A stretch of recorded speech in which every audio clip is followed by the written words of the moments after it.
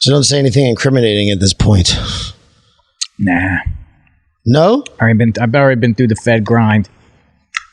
Yeah? Yeah. My God. Twice in the Feds. Twice in the... 2 indictments. 2 indictments. Jesus.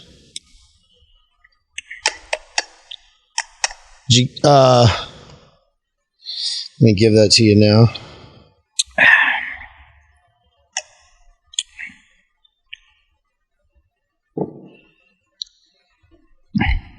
Now I live on the up and up.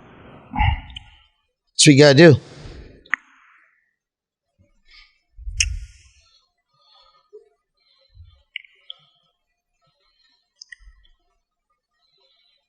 I love your Parler handle. It's hilarious. Oh. I haven't even, is the Parler back up? Yeah. Yeah, I haven't used it since it went down. I was posting a lot of stuff in DC up there. Were you?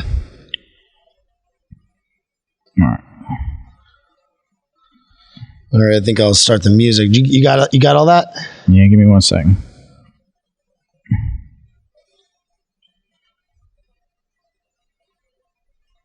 Check it out. Bam.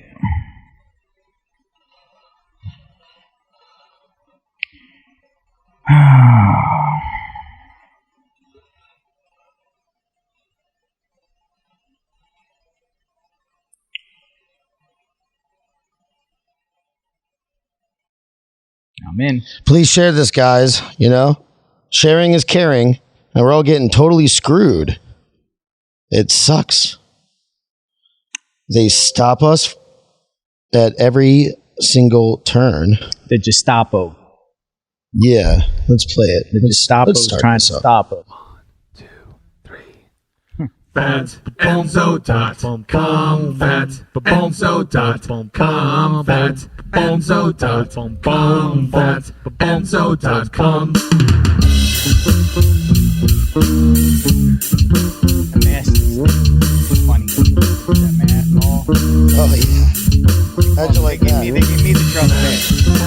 Why'd you get the trespass? I had pretzels in the mask.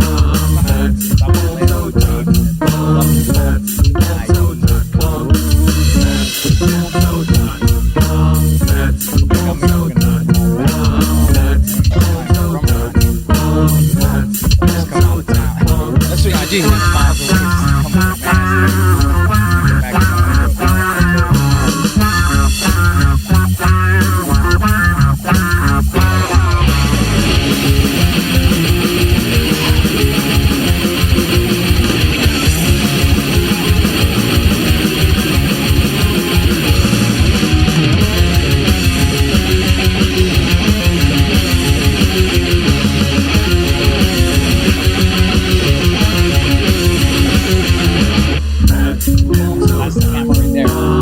That's your camera. We'll put too many drinks in front of it. No, it should be fine.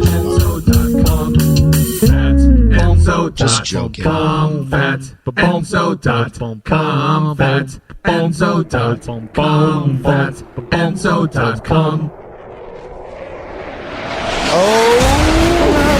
live. Good evening, friends, and welcome to the Monday evening stream. I'm your humble host, Robert Pickles. Fuck what you heard. I'm bringing this to you tonight live directly from the sweatshop in sunny South Florida, Fat Enzo. My guest tonight is America's favorite serial litigant, Jonathan Lee Riches. And that's with a copyright symbol at the end. Jonathan's also convinced that he is impervious to getting banned on Facebook. He's a content creator under the business name Your Content.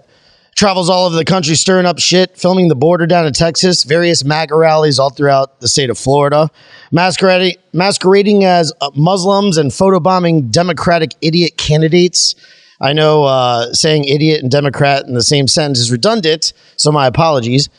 Anyways, let's dive right into the insane mind of Jonathan Riches. Welcome to Bobby Pickles Podcast, baby. Bobby Pickles, how you? Hell yeah! And hold on. Sorry, I don't have my Asian.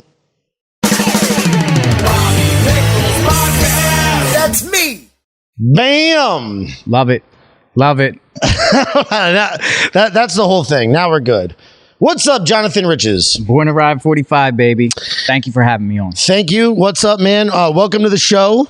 Did you sign the agreement stipulating that you will not sue me if I make you look like an ass on my show? I won't sue you. I promise. You swear to God?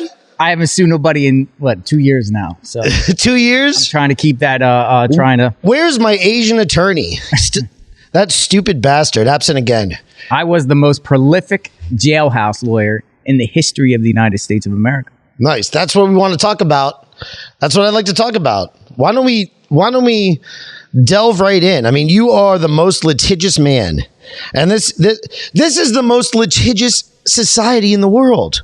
So that means, I don't want to be an anti-Semite, but are you Jewish? I'm not Jewish. Okay. I'm not Jewish. Now that we're past that hurdle.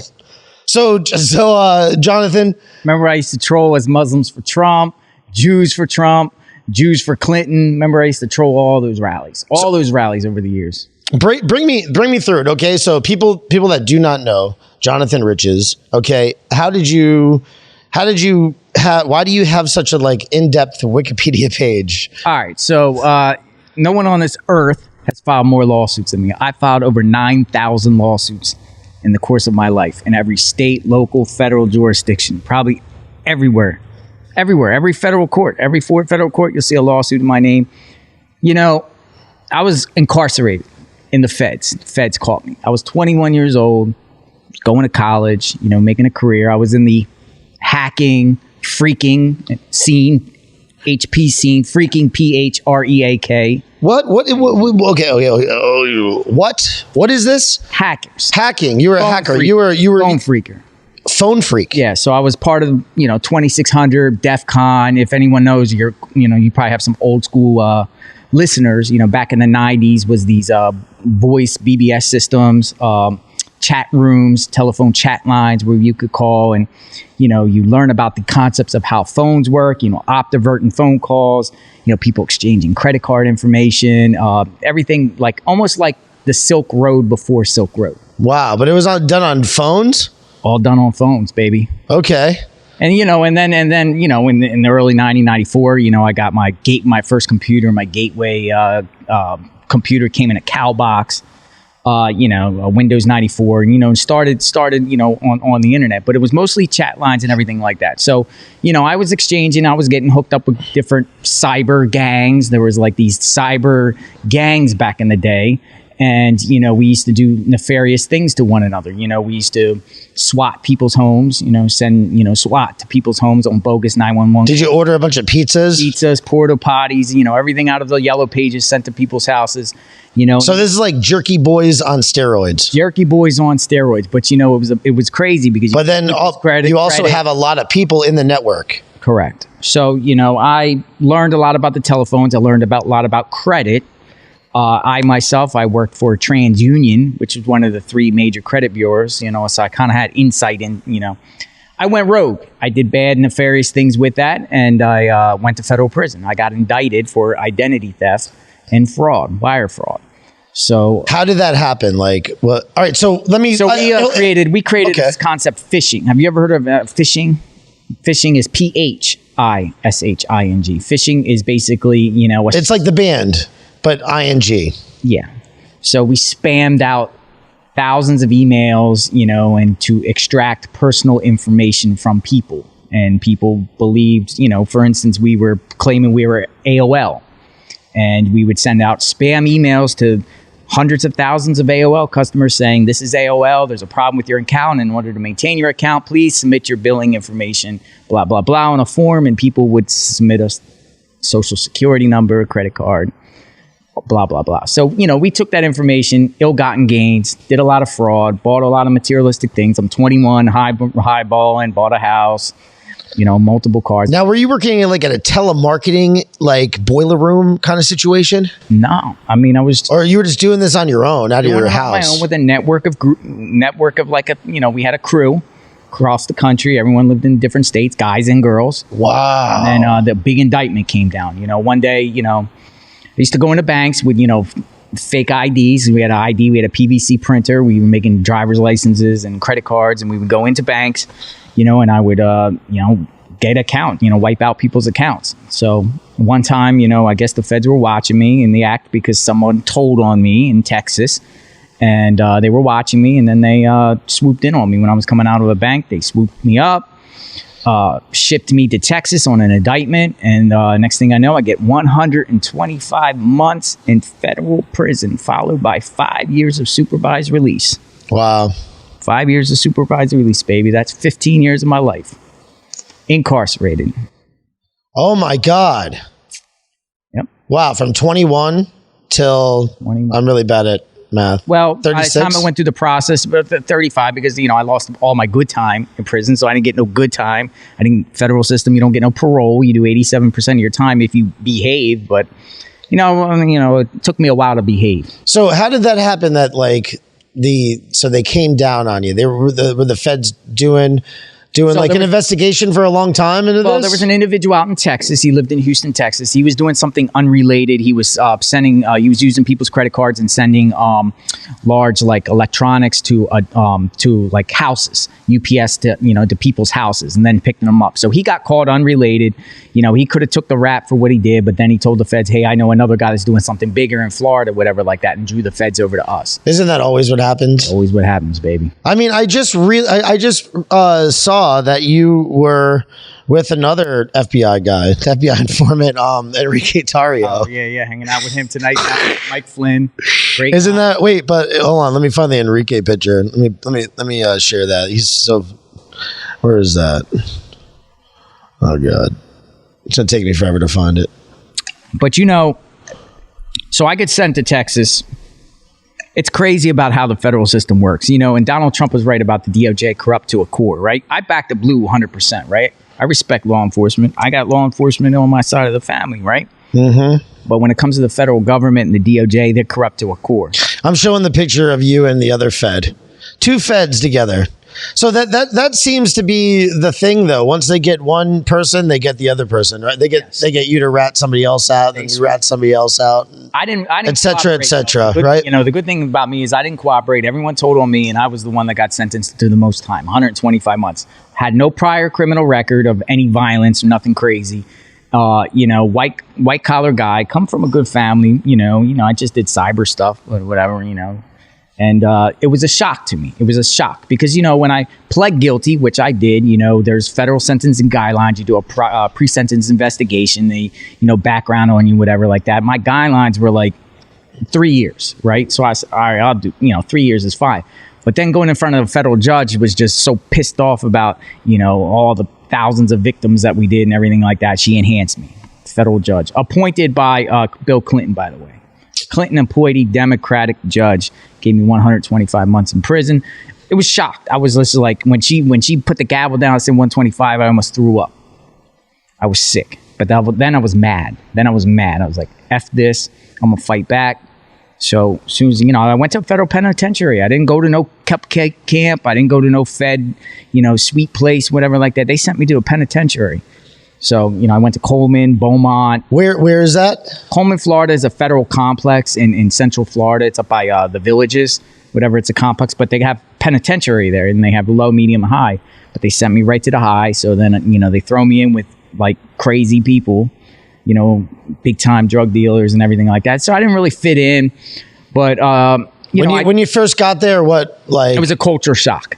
It was cultural shock. The very first time I went in, your unit. You're fucking 21 or so? 21. But then the very first time I went in there, I saw the Aryan Brotherhood stab somebody up. The very first day I was there, I just heard this guy getting stabbed up on the top floor, and they threw him off the tier. He's screaming. No guards are around. And I'm like, what the heck? What did I get into? What world is this? Whatever like that. And then, I had to keep my guard up a little bit and whatever. I didn't click up or nobody. I wasn't with no gang or nothing. You know what I mean? I was just a soloist, and I'm always a soloist. Went right to the law library and tried to fight my case. And that's so you just kind of just stay out of everybody's way and stuff. Kind of just keep your. If you keep in federal. You became you had friends and stuff like that. Come on, I saw Shawshank Redemption. Yeah. Come on, man. 15 years. What? You hold yourself. You created a full life inside of there. You respect. You don't go over anyone's boundaries. You don't get into homosexuality. You don't gamble. You're fine. You're fine. You know, and I had to fight a couple times. You know, I held my own a couple times. I got my ass kicked one time. You know, you don't take no shit from nobody. So I went to the law library and started fighting my case because I thought my case was like crazy. I was also sentenced in Texas. They don't play in Texas. They don't play in Texas. Because it's federal, so it's numerous states. So I had a lot of grounds for appeal. I started learning the law library, learning the law, and putting together an appeal. Appealed my case, but it got rubber stamped denied, and appealed it to the Supreme Court. Didn't want to hear it, whatnot. They came back when I filed my appeal, and they came back with the word frivolous. This is frivolous, right? So that pissed me off. That got me real. I said, okay, you want to see some frivolous stuff. So then I just started wailing out lawsuits. I started suing people. Yeah. Where my whole suing. Do me a favor. Just move your seat in a little. Do you think you can move your seat in? Absolutely. Try that. And then that should put you perfectly in the spot. So it's like right under you. Absolutely. I just want to make sure that we're getting the best absolute. Absolutely. Okay. And then maybe tilt it up a little bit. Tilt that up. That right there. Yeah. Perfect. Good. Perfect. Yeah. Mic check. So all right, so you're in the system. You just got in there, right? And then now you go to the law library, and now you're starting to look into your case. Because oh my god! By the way, can we like share some shit? We have some stuff in common. I don't have no federal thing, but I did get a felony when I was 18 years old. Okay, a non-violent, non-sexual, drug unrelated felony. Nice. And it fucked up my whole life, man. My whole life I had to, go to job interviews, and like the first thing I had to do was tell that, I learned how to like overcome that by immediately saying it, hey, is this the type of company that will take a chance on somebody like me? And then usually 9 times out of 10, they will. But, I also did a little bit of phone slamming as well. I worked for like a boiler room telemarketing place, nice. And we were flipping people's carriers over. We said we were from this Pro Call. Pro Call was the name of was the fictitious telephone company.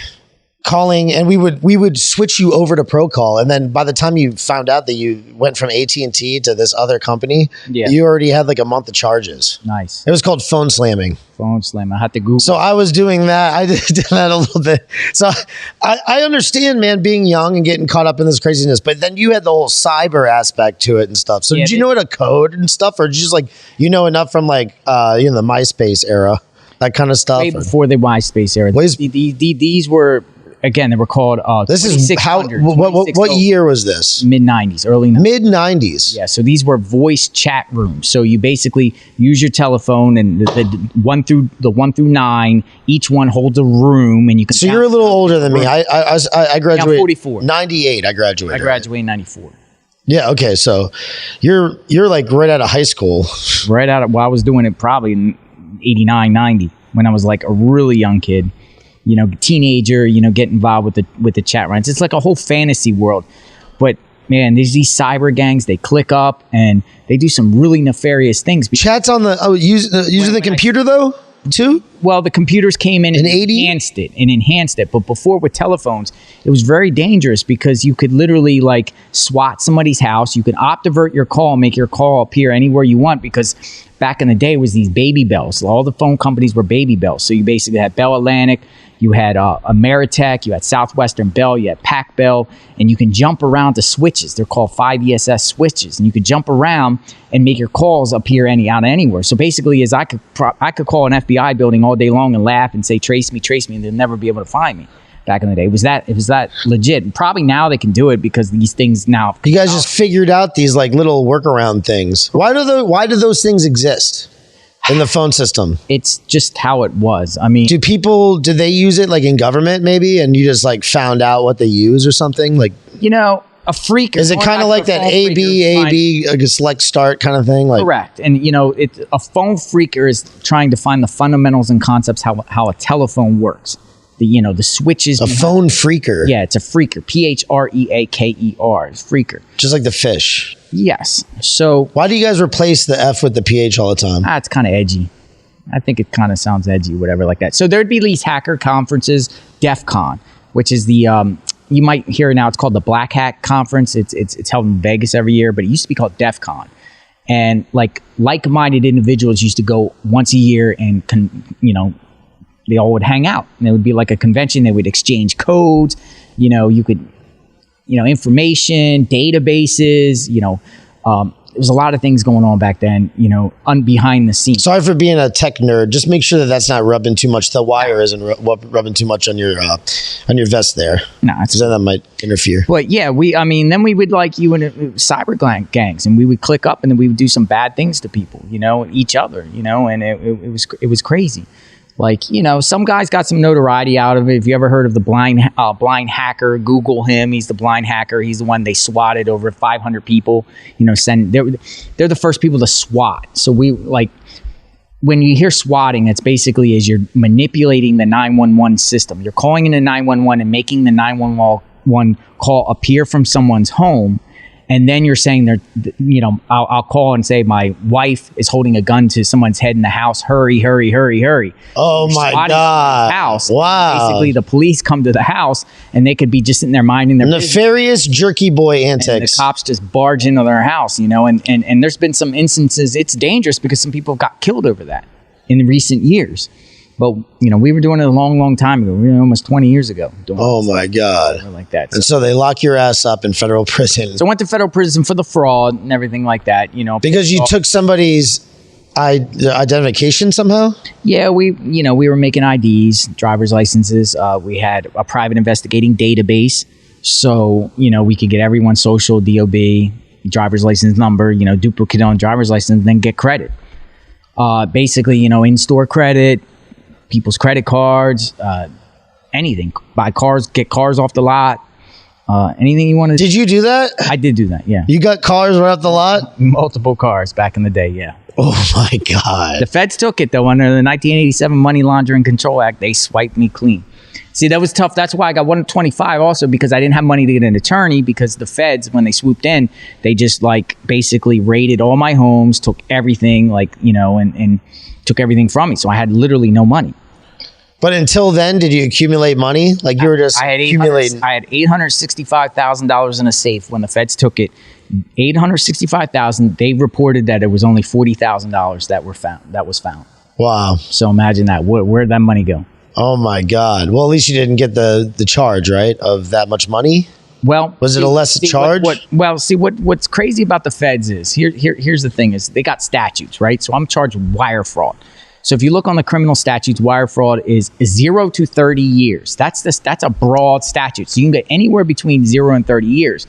Now, what they determine on is a base level for fraud, which is it's federal sentencing guidelines, which Joe Biden created, by the way, because he was head of the Senate Judiciary Committee in the 90s. They were the founding fathers of the federal sentencing guidelines. So the federal sentencing guidelines, does a fraud amount based on how much you take, right? But they also factor in intended loss. So, for instance, I pled guilty only to stealing $250 with a wire transfer with Western Union using a fraudulent ID. That is the only thing I pled guilty to.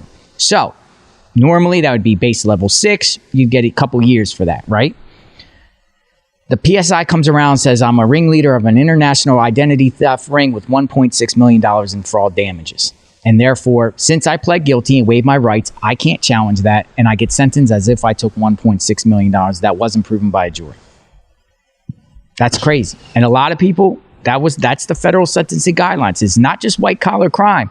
It's those crack cocaine laws that, thousands of African Americans got put in prison in the 90s, a mass incarceration for having a little bit of crack cocaine.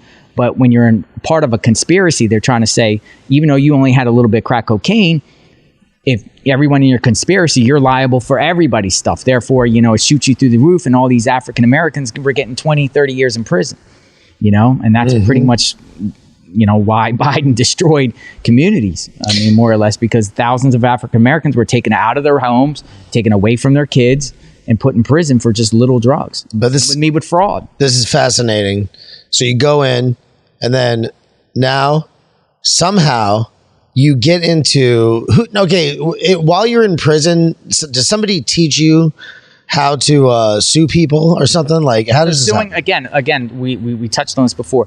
I went in and tried to challenge my own case. Yeah. I shot down. They tried to say it was frivolous. So at that point, I was like so mad that I already got 125 months in jail, and I thought, all right, it's time to retaliate. It's time to retaliate and boggle these courts down, waste their time, and submit frivolous shit all day long, 24/7. Why does your mind work like this? Well, over the because it's that same mind is what put you into the prison system. Correct. It was it was a void to fill. It still exists, that mind, right? A lot of times people go to prison, they find something they do. Like you're doing it now in the MAGA movement as well. You have awesome artwork here, right? You got cool. Some people go to jail as artists. Some go and play a musical. Some play sports, whatever like that. My thing was suing people. That was my void. That was my way to escape. That was my way to get a reaction out of people, because when you sue somebody, that's taken seriously, no matter how frivolous it is. The other party has to respond, and it's an actual proceeding, and the judge hears side. So you sue an individual, no matter how frivolous it is, whatever, that person has to lawyer up, or they have to respond to your suit, or they could lose in default, no matter how frivolous it is. So you're almost like controlling I'm behind bars, and I'm like just like targeting anybody. Like, you still have power. You have power. Even though you were taken out of society, right? Mm-hmm. Through litigation, you still had some semblance of power. Correct. In society. Yeah. Right? It was almost like... And apparently even the Guinness Book of World Records tried to give you the title of most litigious man, and you even sued them. Isn't that correct? Yes, sued them for that's interesting. So the Guinness Book of World Records said, they said, you have a record. At that point I was like at 5,000 suits or something like that, 5,000 lawsuits. And they were like, we want to include you in the book, whatever like that. So I sued them to stop, from them publishing me. Sue them. So why though? Why would you? But I know that it's funny. It's funny that you did that. Yeah. But did they end up publishing you in there or what? They did not. They actually changed their mind at that point, because they had to respond to my suit. Because when you respond to a suit, the people got to spend like $15,000, $20,000, $30,000 of their own money defending themselves with a lawyer. You got to lawyer up. All right. So and not only that, but see, then I used the lawsuit as a weapon. Right? You can really, really do damage to somebody with the lawsuit. Let's back up for a second. You're in the law library. You're in the prison law library. Learning every trick. What's the prison law library like? Computerized. It is? It is computerized on LexisNexis. LexisNexis. Yes. So you don't have the internet, but you do have LexisNexis, which has case law, and which is the law system, yeah. And you can see other people's cases, emulate people's style, use case law, shepherdize, which means cross-reference cases, whatnot. See other people's claims. That's insane. So when you go to prison all day long. When you go to prison though, you have access to all of that. Like you can be working on your case and wake up doing it yourself. When I wasn't in the hole, and the prison wasn't retaliating against me, I used to get up every morning and run 10 miles in the rec yard, then hit the law library up all day, and then go to bed. I'm tired, go to sleep, repeat itself. 10 miles? 10 miles every day. That's why I'm thin. I eat a lot. I'm thin. Got fast metabolism. That's still from those days? Yeah, but even when I was in the hole, I used to run back and forth in a cell, a little tiny cell, whatever like that. But accumulating lawsuits, right? So I used to, not only have I filed lawsuits, but I would help inmates too. I would help inmates file lawsuits. But I want to know first how you figured it out. Were you sitting there one day before you did the first lawsuit? Okay, bring me back to that time. Was there some old man there who knew how to do lawsuits? Who a lot of guys are hustlers. How did you learn how to do it the first time you did it? So you see certain individuals, like you said, like the Andy Dufresne at Shawshank, whatever. Exactly. That's what I was thinking. Knows the knowledge, right? So there's always like an old school dude that does law. Who is that guy for you? Keith Russell Judd. He's an interesting individual. Google him. Keith Russell Judd. He actually ran for president while he was in prison. He was on the Democratic ticket. Say it again, Keith. Keith Russell Judd. Okay. Judd. So he's an interesting character, right? So he ran for president while he was in prison. He actually was on the Democratic ticket in some of the states. And in West Virginia, he got more votes than Barack Obama in 2008. More votes than Barack Obama. Mm-hmm. So he's American convicted criminal and perennial candidate for political office. His nicknames include Dark Priest and Mr. MTR? Yeah, President. He claims to have run for president of the United States in every election since 1996. Interesting guy. That guy right there, that was somebody who was like a mentor. Was he in your prison? Yeah, he was in my prison. Another one was in 1996. There was a group of individuals, a group of sovereign citizens called Montana Freemen, right? And they were from Jordan, Montana, and they tried to create their own. They called their town Just Us Township, like Just Us Township. They did not believe in currency. They UCC sovereign citizen movement. They don't believe. They believe everything is titleized. They don't believe you can accept for value everything like that. All our names are bonded, whatever like that. I followed the concept. I don't necessarily believe it, but they were. I've had a sovereign citizen on the show before. Yeah, so they were doing a lot of. But so these guys were they all like arrested and went to prison at once? This whole Just Us. Yes, in 1996 they were charged with overthrowing the government, and they got sent to your prison. Yes, they were there. Dale Jacoby was their leader, and he kind of I want to say he took me under the wing, but I gravitated towards him and learned a lot about. Filing UCC1 filing statements, copywriting, as you see a copyright next to my name, about the copywriting concept. So he was an interesting guy because, those guys would go real hardcore. Those guys would, contact the Secretary of State. They know how to put liens on people's property, So they were putting liens on the warden's property and the assistant warden, and there were some vicious. Oh, and then that's where you started learning it. Started learning about the law with that. My own injustice got me so pissed off at the system. Like I was literally, just like, how do I get back? How do I get back? And I just wanted to waste their time. I wanted to flood the courts with nonsense because they would have to hear every single bit of every lawsuit that I got, and it was successful. It was successful. And I would pick a court and I would flood the court. I would know how it works. What I mean is basically is you could get a piece of toilet paper and write on it, plaintiff, defendant, I want $10 million, blah, blah, blah. Sign your name, and the courts have to if you submit the courts, they have to dock it and file it. They have to dock it and file it. So I could sue Charmin on a piece of toilet paper, and Charmin will be sued. It will be docked as a real lawsuit. I mean, the courts have to accept anything. They have to accept anything. The clerk of court is not the gate. It's not the person that determines whether something gets filed or not. What I mean is, it's not their determination. Their job is to docket the case and give it to a judge. So you can submit anything you want to any court anywhere, and they usually have to take it without a filing fee. They'll docket and try to charge you later, with a filing fee. But if you don't have the money and you claim you're indigent, hey, they'll have to file it. And that's what they've been doing. So I kind of manipulated the system and understand it. So I would put 10 lawsuits. I had guys, in jail that would give me stamps and stuff like that, to send out lawsuits. And I would put 10 lawsuits into a one envelope, and they get 10 different docket numbers, and one stamp, and half pieces of paper, sometimes I would, you get 6 pieces of paper per one stamp. I could fold up the piece of paper in thirds. So that's 18 lawsuits on one stamp and send it out to the courts in one envelope. You know what I mean? And the clerk of court would have to docket every single one of them, So at that point, the judges were just so pissed off. And then they would actually try to ban me, try to have some excuse. And I would just jump to another court and do the same thing and jump to another court and jump to another court, So these lawsuits just started accumulating. And I would sue anybody. I would just read my USA Today paper at the time when I'm in jail, because you only get Wall Street Journal, USA Today. And I would say, all right, I'm going to sue this celebrity. I started suing celebrities. I have nothing to do with, never met them before in my life, and just sue them for anything and say anything. Like Michael Vick. Michael Vick was in the news, for the dog fighting and whatever like that. I just said, I'm going to sue Michael Vick and say he stole my pit bulls. And then, he sold them to Iran and got missiles, just say crazy stuff. And but I learned as suing celebrities, newspapers were picking up on that, and I would get my own publicity and my own notoriety for suing people.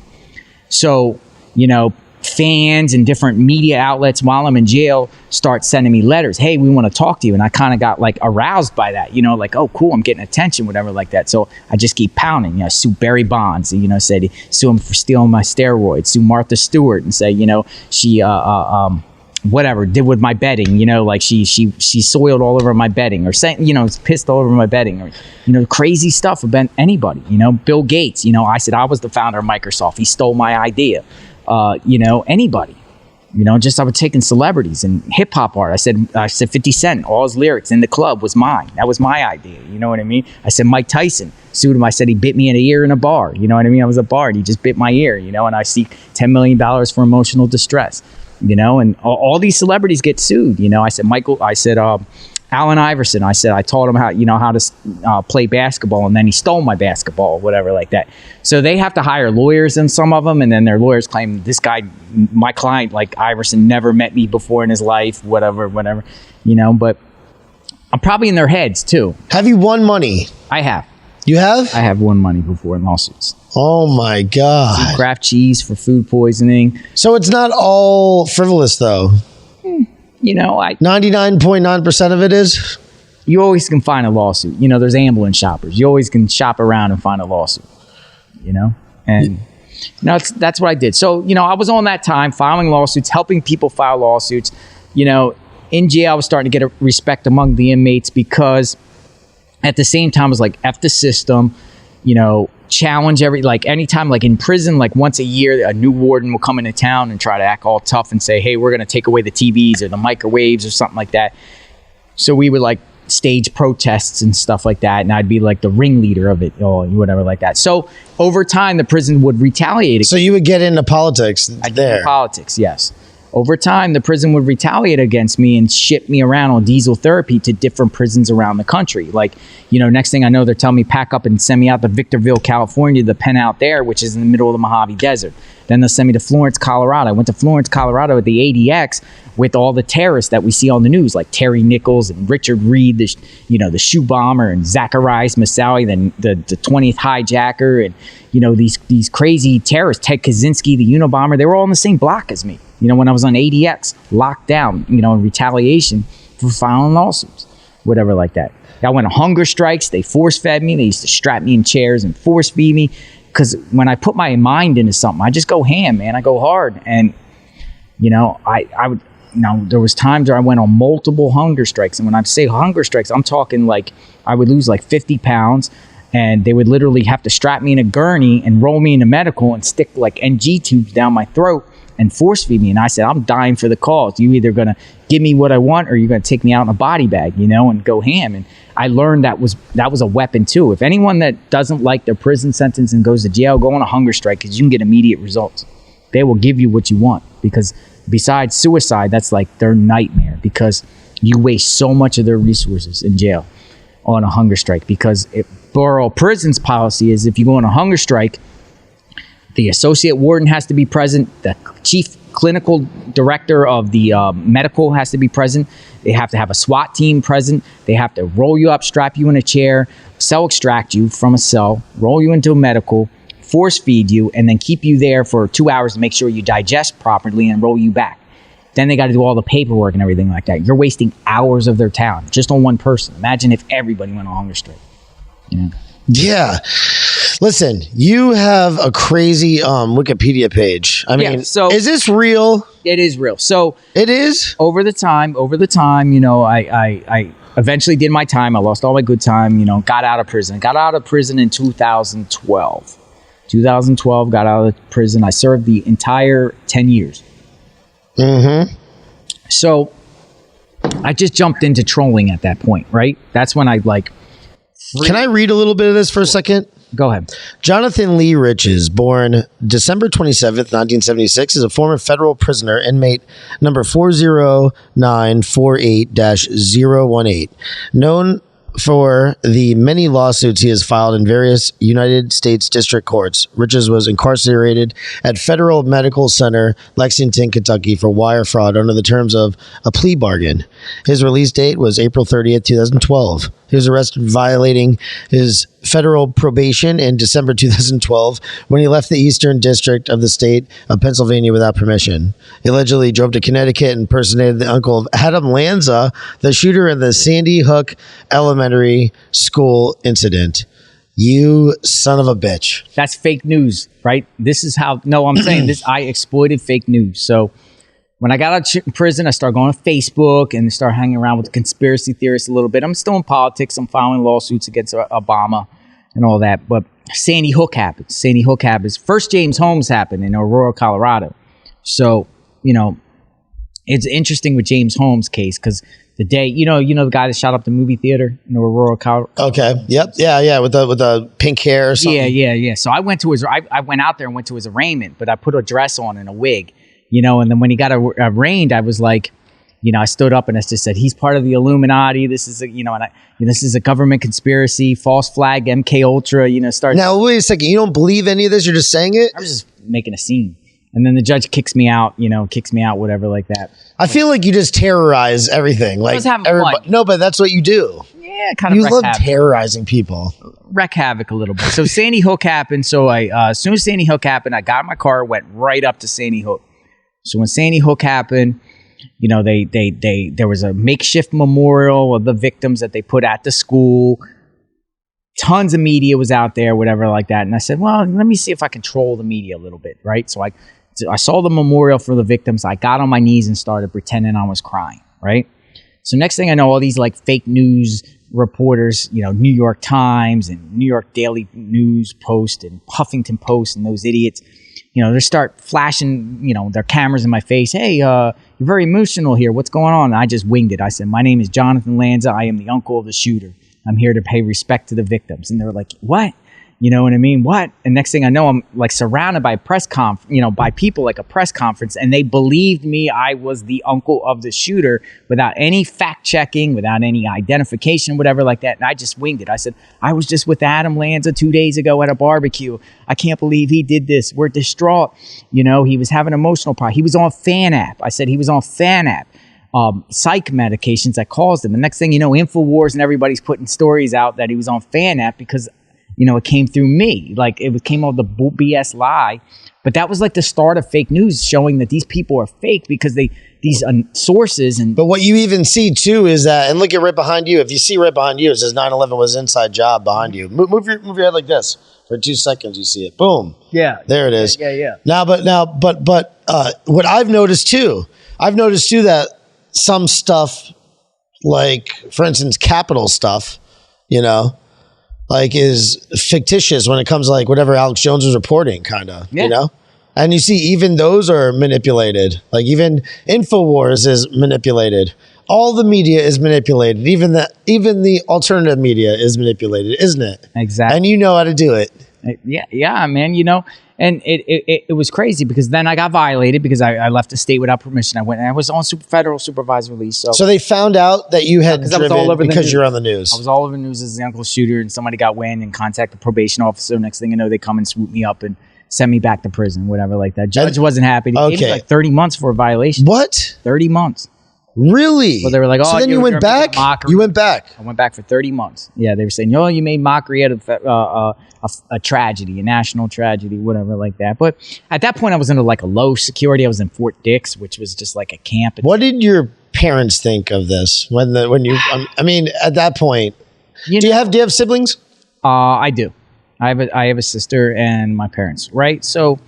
Were they disappointed in all this? Yeah, I probably made poor choices. I really was just going reckless and radical with stuff. And when I say this, I don't say this to like brag or boost or anything like that. I'm just saying about my own life's experience. Yeah, this is your life. Because I'm on a different time now. I know. We're going to talk about it now. We're going to talk about it, how your life is now. But at that point. But see, here's the problem. Here's what I think was the problem with me. You know what I mean? Being incarcerated and being solitary confinement and going gun ho, and then just with no halfway house or nothing, just being thrown on the streets, whatever like that. After being incarcerated through my entire 20s, whatever like that, I didn't know how to adjust. I really didn't know how to adjust to society, and wanted to try to make a name for myself. Did you feel robbed? I did. I lost years of your 20s. Yeah, absolutely. Because, they ship you, the borough prison ships you thousands of miles away from your family. They take away my good time. That's the time that, you could be finding a wife and having kids. Find a wife, build a career. Yeah. Establish relationships, professional relationships and everything like that. All that. Just because you were playing around on the internet. All about internet stuff. Nonviolent crime, whatever like that. And we could jump topics about how that works too, because, at the time, the feds are putting tons and tons of African Americans in prison, but they also have to offset that by putting Caucasians in prison to make it look like they're fair. So some Caucasians get the brunt end of the bad end of the stick and get a lot of time. And they get a lot of time. And I guess I fell victim to that because I should have got a couple years. So you think you're blaming it on that you're white? Well, I mean, I believe there's a quota. I believe there's a quota in the federal bureau of prisons, in the way they sentence, they have to make it look even. So, I think my numbers, it's all opinion. I don't have no proof of that. It's just my thoughts. Yeah. Whatever like that. Yeah, I don't know about that. So, going back to prison on my violation, then I was like, all right, so now I start using the lawsuits again. Like I sued so many people at this point. I was like, all right, well, I'm going to sue people as other people. And what I mean by that is how to manipulate the news. So I would sue Britney Spears, but I would sue Britney Spears as Kevin Federline. Remember Federline, her boy from Babies, but as her brother. So I would sue Christopher Federline versus Spears, because on the dockets, it would be Federline versus Spears, and all the media will see that and they'll think Federline versus Spears. What's up with that? And then, I would pretend I'm Federline's brother, and say, oh yeah, blah, blah, blah. Or I would sue, I sued Rihanna as Chris Brown. I sued Selena Gomez as Justin Bieber's father, and I sue people, celebrities. I would just sue celebrities as other celebrities. And this is between the years of 2012 to 15. To 15. 12. Where you're just on a suing spree. Just on a suing spree. Suing. I wrote a book on this. Yes, you did write a book.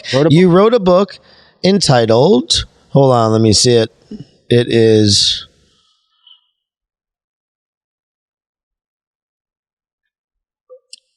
Nothing. Damn it. Where the hell is written is it? What's it called? Nothing is written in stone. Nothing is written. Oh, Comes Now the Plaintiff? Is that it? That's another one. Some selected lawsuits and poems. That's some chucklehead that just took some of my lawsuits that were on the PACER system, because you can go on the federal PACER system and see all the lawsuits anyone files, whatever like that. I'm looking on PACER right now, seeing all the capital people, seeing how they're being charged and what they're being charged for, whatever like that. But you can go on the PACER system. So somebody went on the PACER system on me and just started plucking up lawsuits and put it together in a book and sold a book. And they can legally do that because according. So what was the book you wrote? Nothing is written in stone. It was basically a little small autobiography of myself, some poems, and then lawsuits. Some of my funniest lawsuits. Because when I sue people, it's more like an entertainment.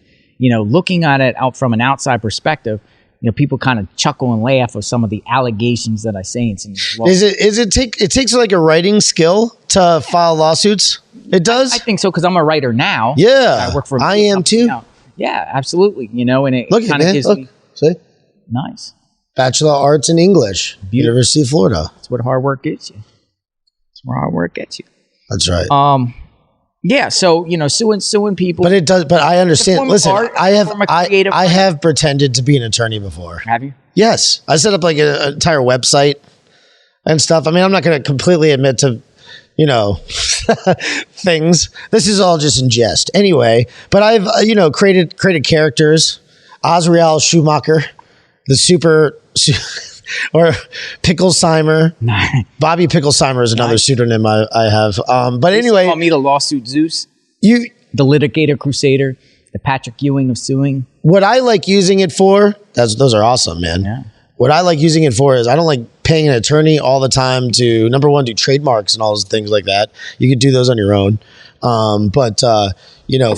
Sending cease and desist shit, stuff like that. You're not going to call an attorney and have them do that. You're going to send it yourself, and you're going to look like an attorney, right? Yeah. And it is effective. It's just as effective. Some states you can sue somebody and be your own processor and serve them the suit that you understand that filed against. Now, can I go over my case, because I know you're an attorney, and I want to just consult you for a second, because I know you know so much about litigating. Okay. By the way, why is there another Jonathan Riches who is actually a litigator? Yeah, he's out of Goldwater. Have you seen that? Yeah, he used to work in the. Why is that? How is that? That has nothing to do with you. Nope, he's from Arizona. That's just randomly that's like that. Pissed off when he Googles his own name and sees that I overtook his name. Why is his name and he's a litigator and you are a litigator? How the hell did that happen? Yeah, you didn't just take that and then my name is and then create an entire false persona based on some random person. No, this in the guy, Goldwater Institute. No, I troll this guy though. Sometimes I see him on Twitter. I go, "Hey, are you that guy that files the frivolous suits?" I troll him all the time and stuff like that. So.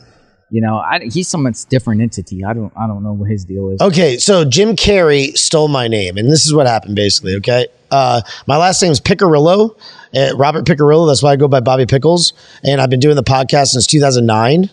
And I December 9th, 2009. That was the first one. 12 years. Yeah, nice. Yeah, and I was on a reality show in 2013, America's Worst Tattoos. Okay, and I got a tattoo cover up.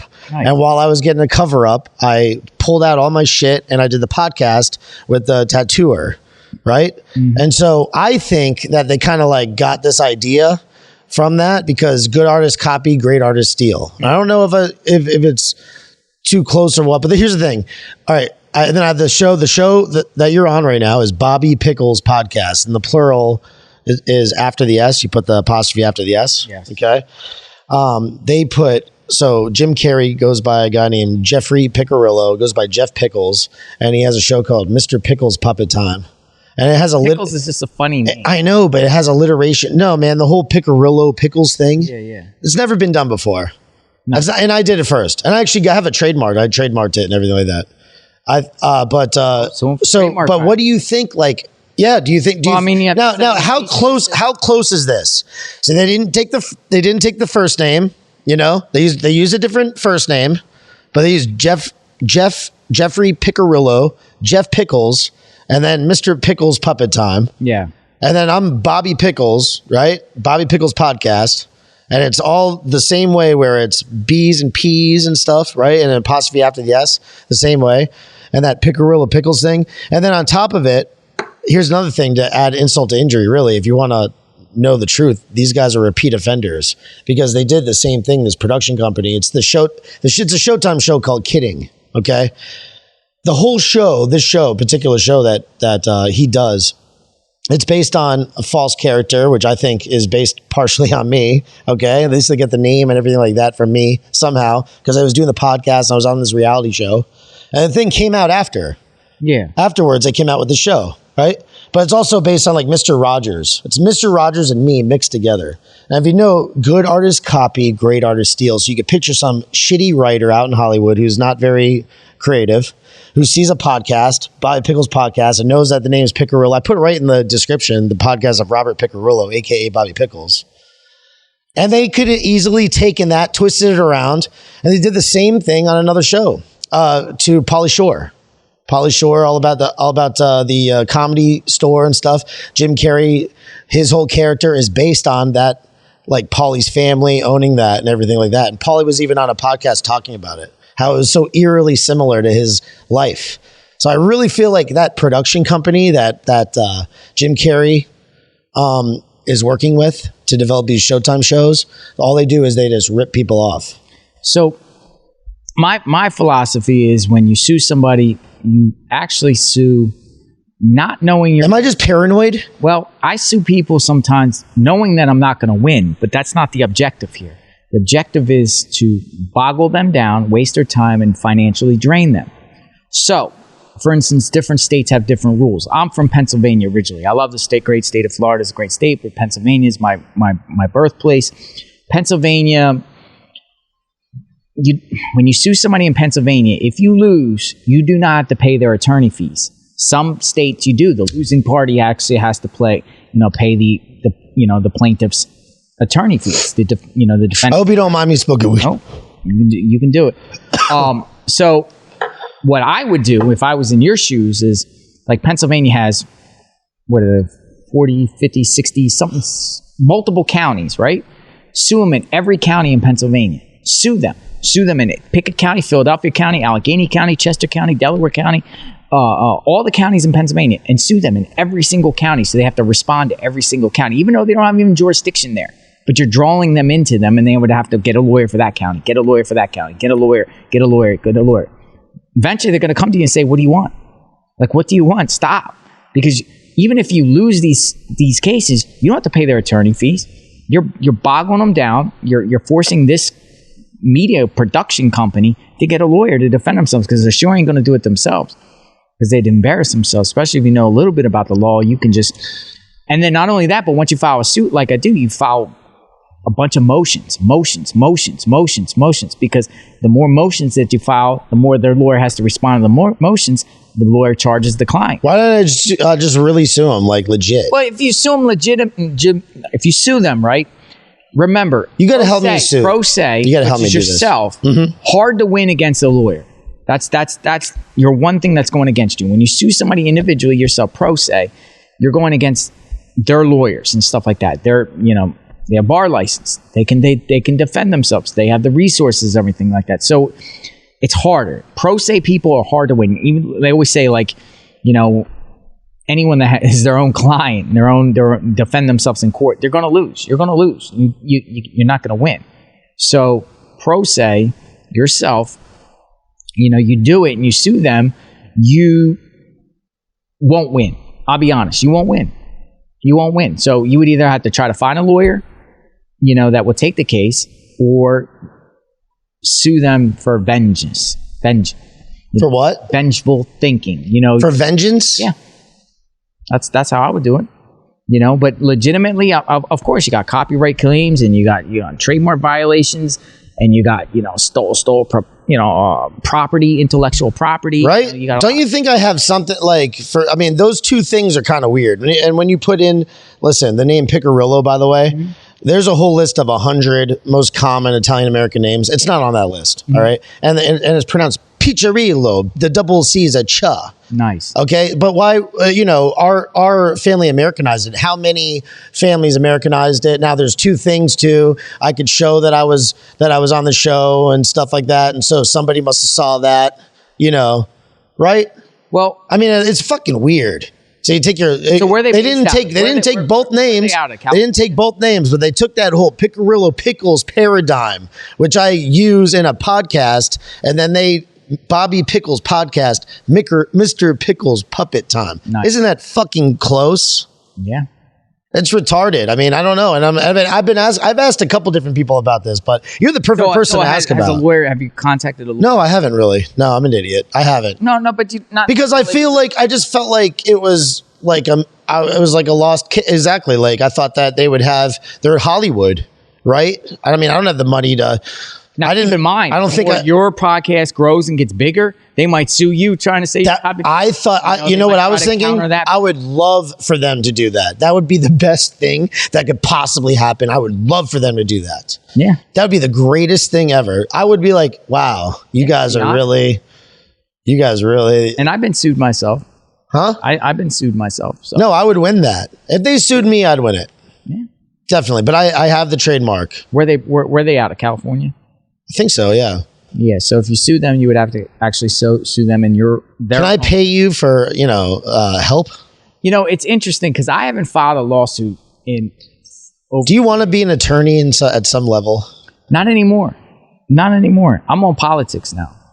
I'm on nationalism, proud American. That's the time I'm on now. So I shifted away from lawsuits probably about 3 or 4 years ago, though I do use them sometimes. Like today I stayed in a hotel down there in Deerfield Beach, and Expedia advertised the hotel as continental breakfast, whatever like that, and then I go and there's no continental breakfast this morning, and then they're trying to blame it on COVID, and then I contact Expedia saying your advertisement clearly says continental breakfast, and I said this is false advertisement. I want my money back. I'm gonna take you in a small claims court here in Broward County, or what county? Yeah, it was in Broward County. I'm gonna take you to small claims court, blah blah blah, and then they eventually gave me my money back because they didn't want to deal with it. But I'll use that if I have to. But I haven't really sued anybody lately. But you did want to be an attorney at one point?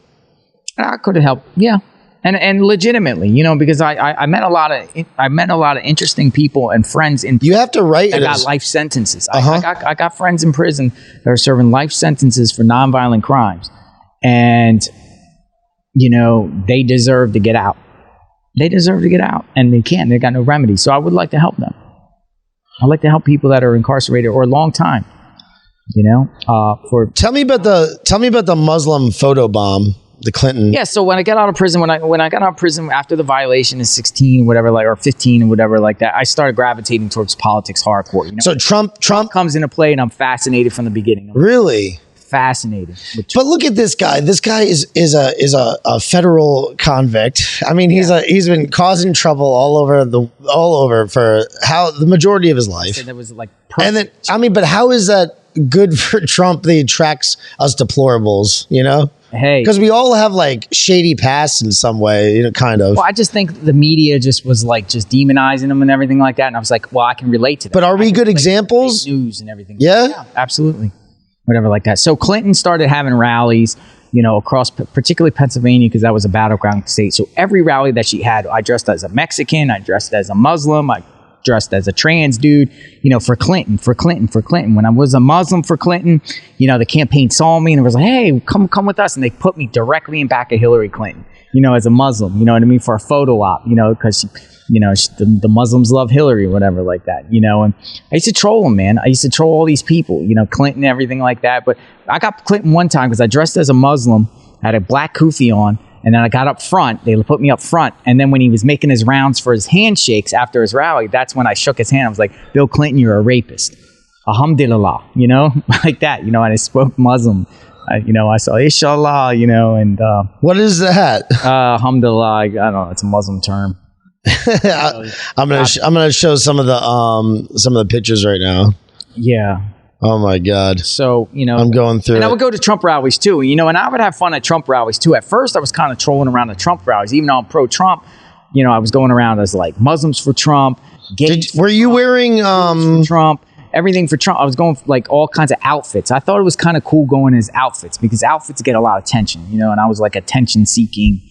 Because then clout chaser, and then I would, Google image the events afterward and say, hey, look, I'm in the news here for wearing this outfit, because the media looks for odd people, people that have, different outfits and everything like that. That's, gets attention, and they just try to paint like, kind of a false reality in a lot of ways. I thought going to like political rallies is like the coolest thing in the world. I'm showing the picture. Trump rally. I'm showing the picture of you behind, I guess Clinton. Is this you? You got the multicolored shirt on and the white. It says "Pray for Orlando." I said I actually pray for Orlando. Yeah, I actually told her I was a victim of Pulse nightclub shooting. I told her I was the victim. I was in the Pulse nightclub, whatever like that. You remember the Pulse? But people just are you a? They believe? Okay, are you a just a compulsive liar? No, I just. Are you a sociopath? See, I had my followings and there were, my followers online. They were like, "Hey, troll this, troll do this, whatever." Like, I'll do what I'm game. You're just a troll, kind of at the time. You know what I mean? I'm still. You're still a troll. I am, but I'm really ingrained in my belief system now. You're on Facebook and you say that you cannot be kicked off Facebook, right? Is that the claim you make? I caught a ban a month ago for the first time in 10 months. I had somebody that worked at one of the call centers there. So Facebook has these like they outsource different call centers to do their moderating and whatnot. So there was a company in Tampa called Koznick, I can't say it right, and it was a call center. I had a friend that worked in there. So from probably like May of last year, I could post anything I want on Facebook, and I would not get banned because he rigged it. They can rig it. The employees can rig it there. Make your account unbannable. You won't catch no ban. You will have content removed, but you won't catch the ban. Really? Yes. They can. Now, how did you do that? That company 2 months ago folded.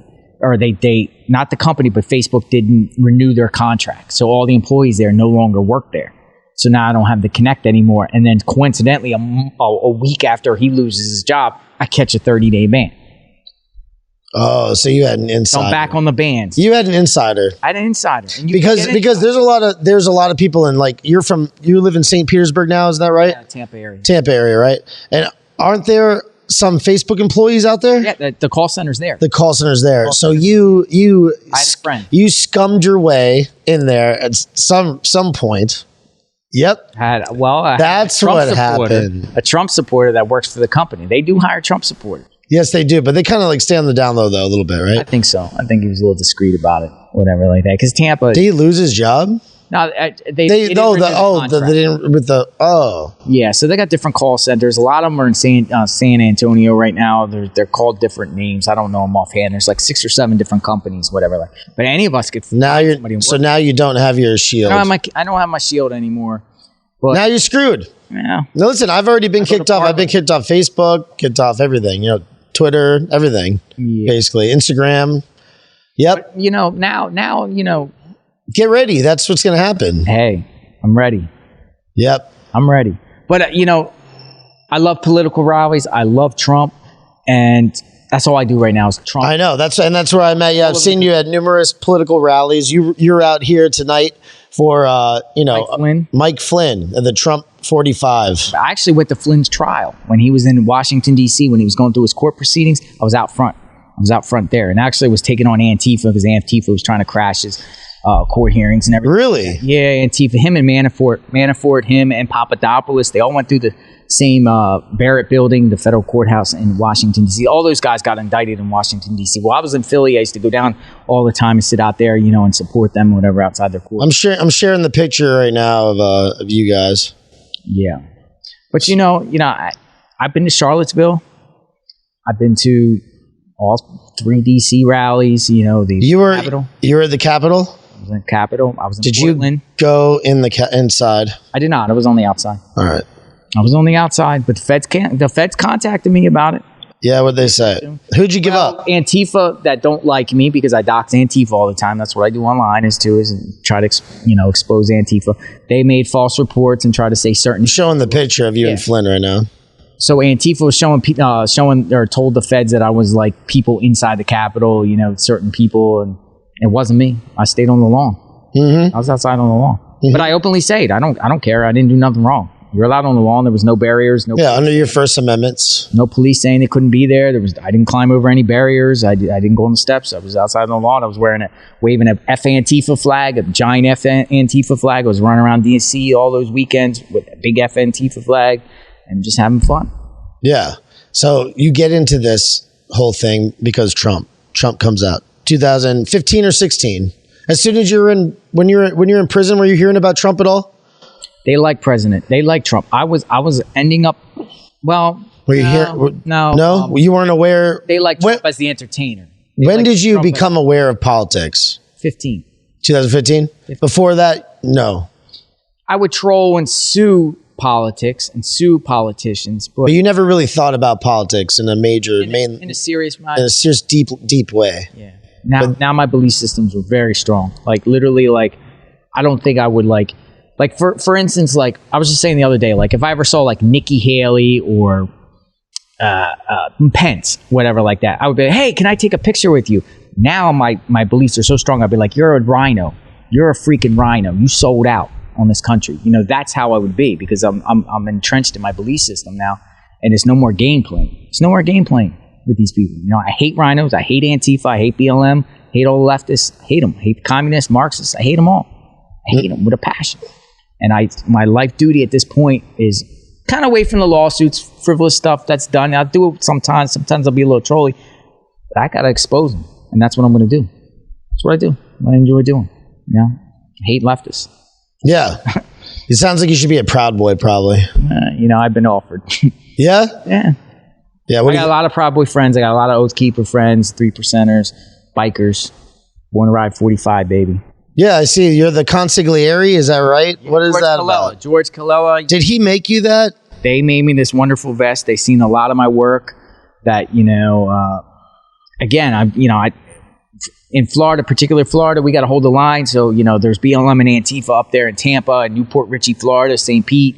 I'd be the very front. I'm not the biggest dude in the world, but I'd go right to the front lines and yell at them and wave my flag and yell. I'm showing the picture of George Colella. Yeah, he's a good guy. He's been on before. Yeah, George is great. They're family to me. They see all the good work I'm doing, and I'm going to keep doing it. I'm going to just create stronger right-wing ties, patriots, nationalists. I love nationalists. I love people that love and appreciate this country. It's what we need. But we're at a war. Why do you appreciate this country so much? The country that locked you up for 15 years. Interesting, because I seen evil. That's a good question. I love that question. Thank you. Because everybody says, "Oh, why are you back to blue? You were in prison for 10 years, whatever like that." Well, guess what? I seen evil. I seen people in prison that actually belong there. Scum that actually belong there. I don't want them on the street. Chomos, child molesters, and predators and sex traffickers and stuff. They all belong there. They belong there. Do they? I believe in criminal justice reform, but I don't believe like in for pedophiles and child porn people, sex traffickers. They don't deserve any chances. So I seen evil. We need police. They're our first line of defense. We need police because if not, we have anarchy. I don't want anarchy. I live in a nice neighborhood. Don't you think they're a little too trigger happy sometimes though? Like police? Yeah. It was interesting because we did a mask. Remember we did we went maskless in the Palm Gardens Mall, right? Chris Nelson, if you're listening, we up in Florida. So yep. Everybody took their mask off and everything like that. I was a journalist because I write for your content, but I kept my mask on in the media. But the police give me the trespass. You know what I mean? And then I have a handicap sticker on my place card on my car, and I parked in a handicap spot at the mall. Then, after they gave me the trespass, they tell me to leave. And when I'm leaving, they stop my car and say, "Let me see your place card." And they're thinking it's fraudulent or something like that, and they're running my name, and they're just harassing me. So, and these were black cops. These were black cops. So I thought, okay, there's a bias here. There's something. I'm with Trump clothes, a Trump hat. I had a MAGA hat. There's something going on here. So yeah, some are trigger happy. Some are so gun ho and GI Joe, and there's bad apples in the bunch. But overall, police are cool. I have no problem with police. Really? I have no problem with police. Even though you were, even though you yourself. Yep. I wanted to just play a segment of that for a second, if I could find it. That was fun times. It was. Oh, there it is.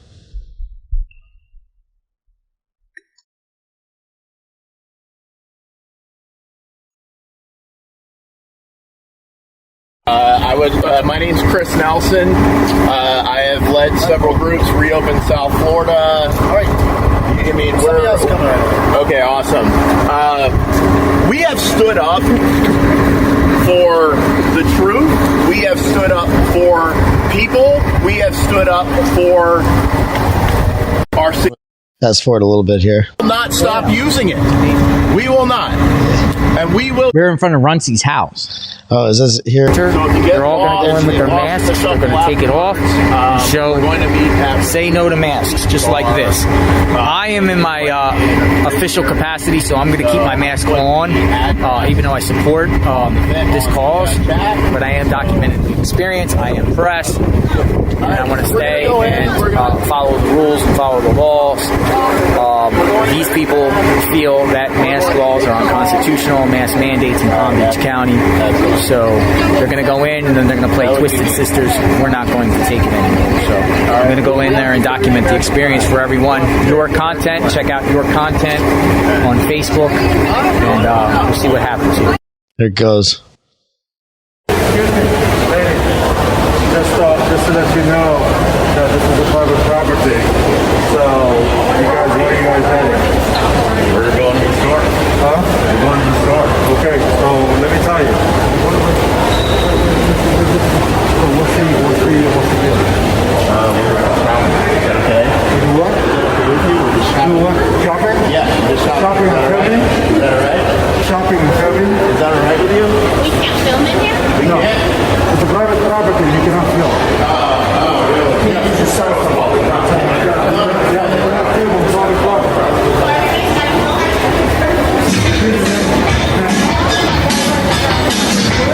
We are tired of wearing these masks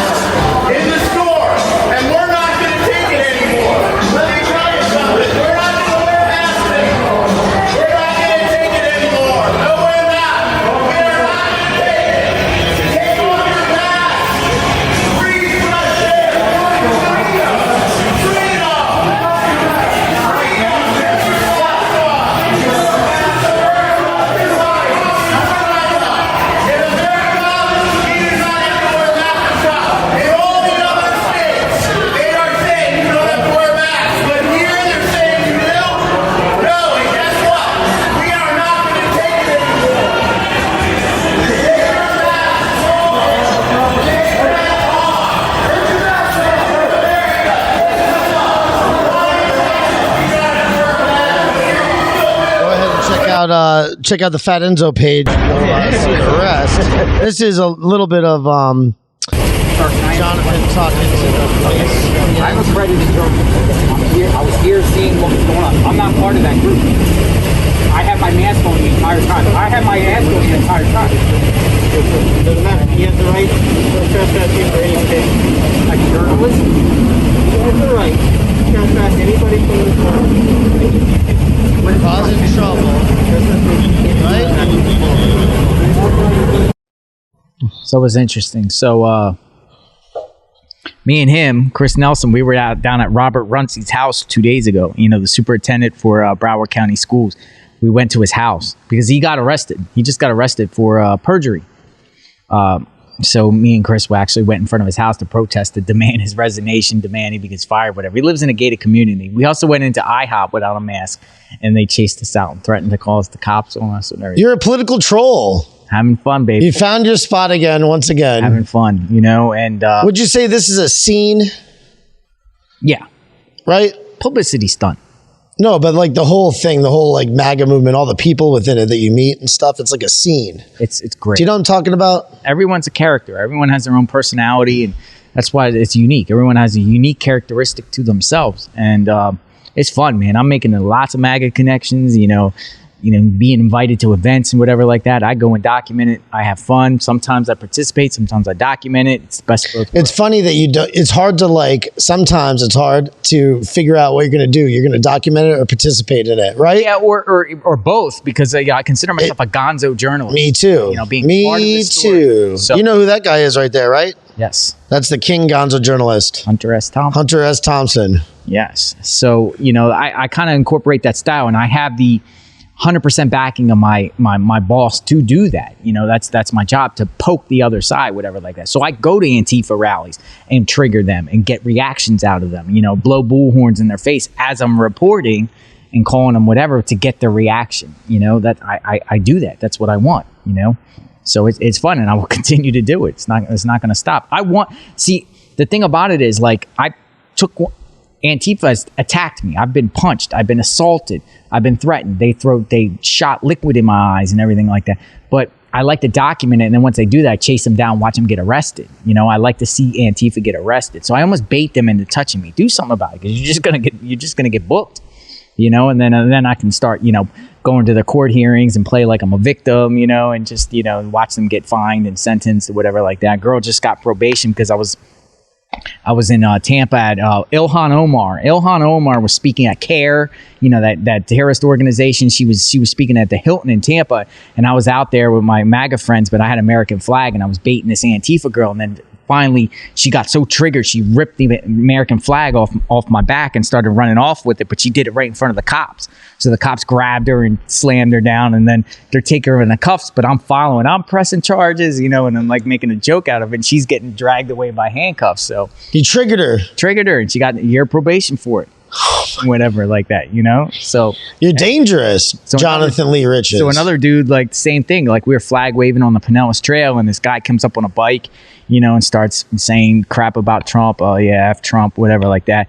And I just was in my flag. He's your president, whatever. And then it got to the point where the guy just rammed his head into my face, you know, like on his bike, whatever, and took off, whatever like that. But, you know, I called 911 and they caught the guy. You know what I mean? He gets booked. You know what I mean? He gets, I don't know what he got, like a year probation too for disorderly conduct or battery or something on me or whatever like that.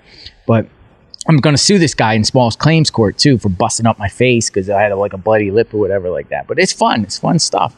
You know, it's exciting, and I'm going to keep doing it. You know? Well, they have to learn a lesson. They have to learn a lesson. Control your emotions, whatever like that. You know, they don't know how to. First Amendment's great. You know, I had no problem really with anybody protesting per se. I really had no problem with nobody protesting. You know, that's what makes the First Amendment great. It's cool. We got to keep that. Got to preserve that. But rioting, looting, and all that stuff, I ain't for that. So try to stop it. Yeah. All this stuff that's going on. Let me check my notes here, see if I have any other questions. This would be a very interesting conversation, actually. Fucking yeah, so, great. I mean, you know, I'm going to keep doing it. You're like the Forrest Gump of the MAGA movement right now, basically. I'm everywhere. You know, I scout out activities. I scout out. How long you been in St. Petersburg? Why, how long you been there, and why did you decide to settle there? You know, I got a nice waterfront home there on the lake. You know, I have a cat. I live by myself. I like the weather. I like Florida. I like the direction Florida's going. It's way better than Pennsylvania. Pennsylvania's locked down all day with these ridiculous COVID measures. State's pretty open. Hopefully the governor... Where in Pennsylvania? Is it kind of like closer to the middle... Philly. Oh, in Philly? Yeah. Okay, perfect. Did you get on Route 75, though, and come down here, or 95? 95. Okay. 95 across 301. But, you know, a lot of guys, people always ask And you decided to go to the West Coast? For why? Well, I was originally there when I was back in my fraud days. I bought a house. In Clearwater Beach when I was 21 years old with cash. Of course you did. No mortgage and no nothing. The feds took it. But, you know, it was on the water. It was North Clearwater Beach. It was like literally a block from the water. Like I could see the water across the street, but I had a deck that could look out and see the ocean. It was like a $700,000 house. Did you do cocaine then at that point? Or drugs or anything like that? Because you said you don't do drugs now. I used to go to these... Oh my God, of course you did. Yes, you did. Ultra Music Festival. I did too, man. Remember the Ultra Music Festival? I like beans. Yeah, I used to go to... Right? Out to Ibiza, Spain for the phone parties, whatever like that. So you were really into that whole like rave scene and stuff, huh? I was. I mean, you know, I had passports and documentation. Everything was free. I had a free lifestyle. It was emulating like Catch Me If You Can. The movie Catch Me If You Can. That was pretty much my lifestyle. Like I could pretend be anybody I want and travel around the country and just, you know, buy whatever I want, whenever I want. So I was on that phase, and I went to the lawsuit phase, and I went to the trolling the media phase. Now I'm on the politic phase, you know, but I think I found a liking there I'm going to stick to now with the politics. Do you think you yourself will be in politics at some point? I don't think I can because I got a lot of baggage, but I do support candidates. I'm particularly the flag waivers and everything like that. So I'm supporting candidates. Tina Forty brought up a good point. Do you think that we should get like a Manchurian candidate of our own that we need to groom? And we basically groom them like a dino, his Democrat name only, get them in there and then pull the switcheroo. Well, yeah. What do you think? I mean, that's a good idea, right? I think that's an awesome move. It's particularly in the cities. They do it to us. Yeah, exactly. We need to do it to them. You're not going to. It's hard in a democratic city to be red. It's hard to be a Republican. A lot of them sneak in as independents, you know, but you know, with right wing policies. But yeah, I mean, you're going to have to be a Democrat name only. But, you know, we have to start at the grassroots. We have to start at our city councils, county commissioners, school board meetings, because it's the grassroots. Because, you know, there's over 300 municipalities in the state of Florida. We have 67 counties. But we've got hundreds and hundreds of municipalities, and whenever it starts there, because that's when it starts. These leftists have been infiltrating these county commissioners and these little city commissions with these BS leftist policies, and then they work their way up through the system. And eventually, you know, they're all in state government, and they're controlling every aspect of their lives. We have to stop it. Yeah, you know, I generally care. When it comes to our lives, you know, our livelihoods in America, you know, I generally care. I care. And at this point in my life, I guess I'm old. I guess I'm retiring from all the frivolousness and stuff like that. Even though I do some troll stuff still, you know, I take this serious now, and I take it serious, and I'll die for the cause. I literally will. Were you are you a forever Trumper? I am a patriot. Do you because Trump could do something we don't like. What did he do during his presidency that you didn't like? Did you like everything he did? Pretty much. What he didn't. All right. So I think he didn't take on big tech while he had the chance. Yeah, that bit him in the ass. I'll admit that. You know, and I wish the Justice Department declared Antifa a terrorist organization. We need to take out the left paramilitary wing of the leftist party and not annihilate them, stop them, stop their intimidation. Because if we would have stopped them in their tracks, I think more Trump supporters would have came out and not be afraid. Are you a proud Western chauvinist who refused to apologize for creating the modern world? Yeah. Okay. Yeah. Just checking. Yeah. Well, Jonathan Riches, it's been fun. We went for a little over an hour. That was good. That was a good podcast. It was a nice little podcast. I like learning about you, you know. You'll see me more. I mean, you know, come if anybody sees me out there, come say hi. I'm cool. I'm harmless.